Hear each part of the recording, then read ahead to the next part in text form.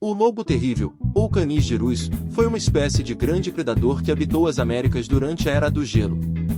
Maior e mais pesado que os lobos atuais, ele desapareceu há cerca de 12 mil anos, provavelmente devido às mudanças climáticas e à extinção de suas presas. Agora, em 2025, uma empresa de biotecnologia dos Estados Unidos anunciou um feito inédito: conseguiu recriar o lobo terrível por meio de engenharia genética. Utilizando DNA extraído de fósseis e combinando com material genético de lobos modernos, os cientistas desenvolveram um exemplar vivo da espécie, um híbrido geneticamente próximo do original. O projeto é visto por alguns como um avanço para a conservação e a ciência genética. Outros levantam preocupações éticas e ecológicas, temendo impactos desconhecidos no equilíbrio ambiental.